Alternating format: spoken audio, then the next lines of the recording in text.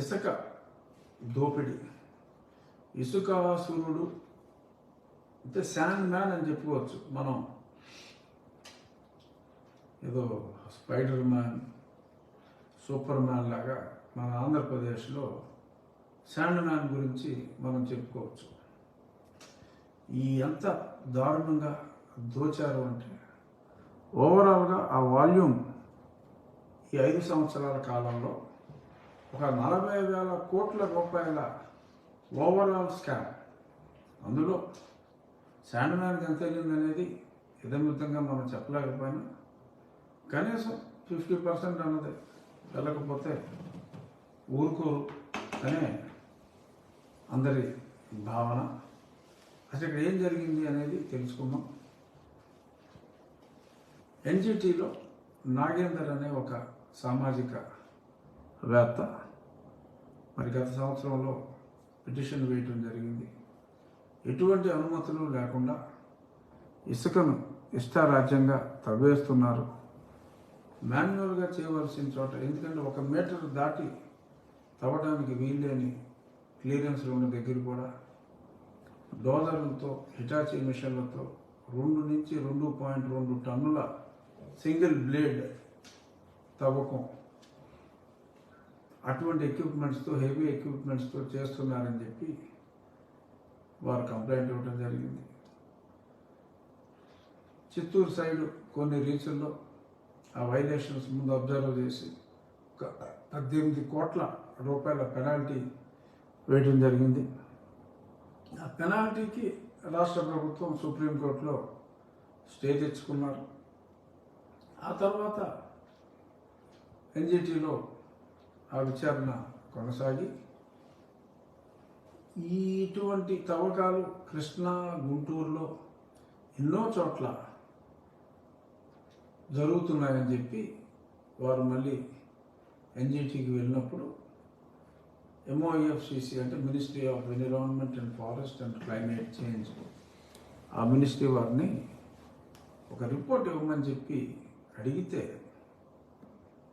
ఆ రిపోర్ట్లో భయంకరమైన వాస్తవాలు, అంటే మనకు రోజు పాపం ఈనాడు వాళ్ళు రాస్తున్నారు, జ్యోతి వాళ్ళు రాస్తున్నారు, కానీ సాక్షిలో అవన్నీ తప్పు అని చెప్పి రామోజీని కనపడలేదా అని ఈ టైపులో ఏదో రాసుకుంటూ కవరింగ్ చేసుకుంటూ వస్తున్నారు. రెడ్ హ్యాండెడ్గా, అంటే నేకెడ్గా, నగ్నంగా దొరికేశారు.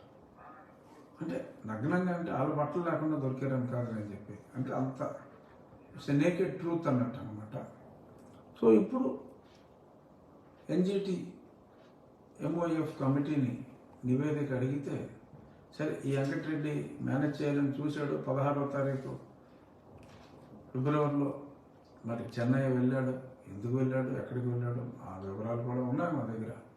అదే వెంకటరెడ్డి అన్నాడు ఏదో వేరే డిపార్ట్మెంట్లో, అసలు మైనింగ్ అనే దానికి ఏమాత్రం సంబంధం లేని వ్యక్తి, ఎవరే సమ్ డిఫెన్స్ డిపార్ట్మెంట్ ఎక్కడి నుంచో వచ్చాడు. మరి అతను ఏదో రెడ్డి అని సామాజిక వర్గం ఉందని చెప్పి నానా లుచ్చా పనులు చేయించుకోవడానికి పెట్టుకున్నట్టుగా ఉంది. మరి ఇప్పుడు ఇక్కడ APMDC చైర్మన్ అతనికే ఇచ్చారు, డైరెక్టర్ మైన్స్ అండ్ జియాలజీ అతనికే ఇచ్చారు, కేవలం దోచుకోవటానికి అన్నమాట.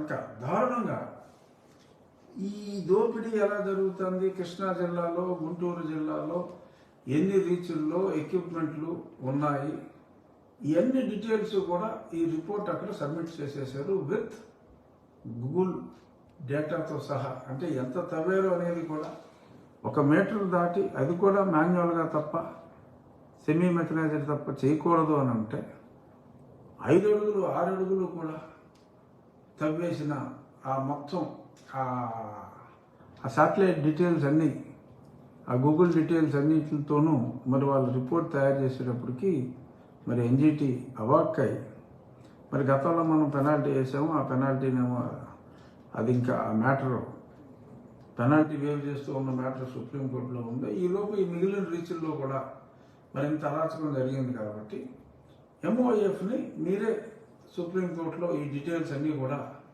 సబ్మిట్ చేయండి అని చెప్పడం జరిగింది.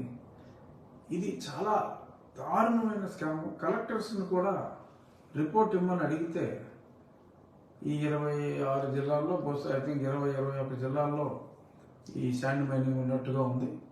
మరి అందరు కలెక్టర్లు ఇచ్చిన రిపోర్టు ఒకే రకంగా, అంటే ఏ లైన్ ఇదివరకు నా మీద జగన్మోహన్ రెడ్డి పోలీస్ స్టేషన్లో కేసులు పెట్టించడానికి చెప్పి 6వ క్లాస్ చదువుకున్న మంత్రికి చెప్తే 6వ క్లాస్ వాడు అన్నింటిలోనూ సేమ్ ఒకటే కంప్లైంట్ అనమాట. డిఫరెంట్ పోలీస్ స్టేషన్లో డిఫరెంట్ వ్యక్తులు కంప్లైంట్ ఒకటే. దాన్ని బట్టి అర్థమైపోయింది ఇదంతా ఫేక్ నా కొడుకులని. సో సరే, మేము కొట్టుకు ఇస్తే తీసుకున్నాం అనుకుంటే అది వేరే విషయం. అలాగే ఇక్కడ ఈ కలెక్టర్లో కూడా ఒకే రకంగా రాసినట్టుగా అక్కడ ఉంటే దే హ్యావ్ స్పెసిఫికల్లీ అబ్జర్వ్. ఇది నా దగ్గర నేనేమి ఆధారాలు లేకుండా మాట్లాడుతున్నా. ఇది ఎన్జిటి ఇచ్చిన ఆర్డరు ఇప్పుడు 22వ తారీఖు, అనగా 22 21, ఇవాళ 23, 21వ తారీఖు ఎన్జిటి చెన్నై ఇచ్చిన ఆర్డర్ ప్రకారంగా నేను మాట్లాడుతున్నా. ఎందుకంటే ఎవిడెన్స్ లేకుండా నేనేమి మాట్లాడను. సో ఇందులో చాలా స్పష్టంగా వాళ్ళు తెలియజేశారు.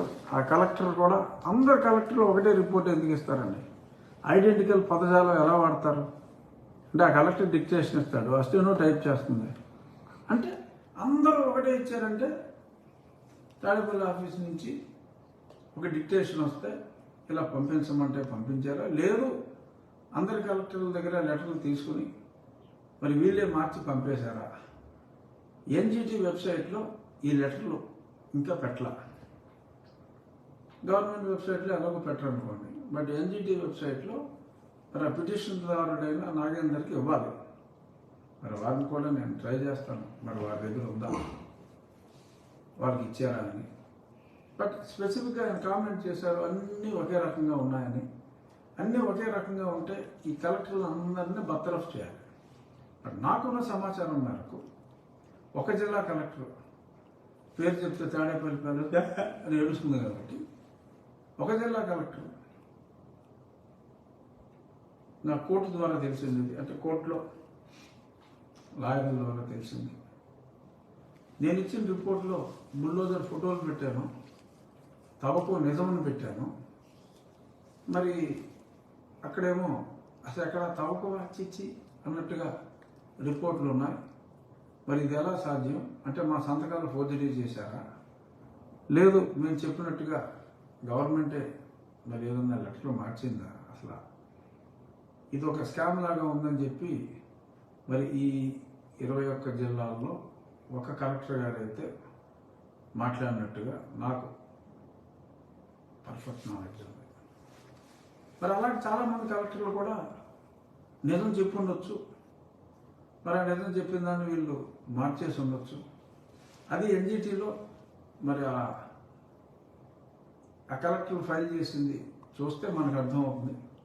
ఏదేమైనా 21 మంది అబ్జర్వేషన్ కూడా నేను ఐ ట్రై టు రీడ్. అందరూ ఒకే రకంగా ఎలాగ పెట్టారు అనేది ఓకే. మరి 8 పేజీలు ఉందో అది ఎక్కడ ఉందో సరే, try to identify.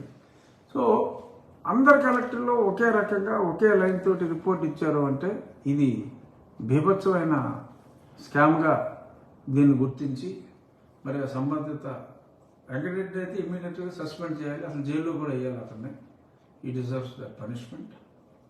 An undeserving fellow who is in the post just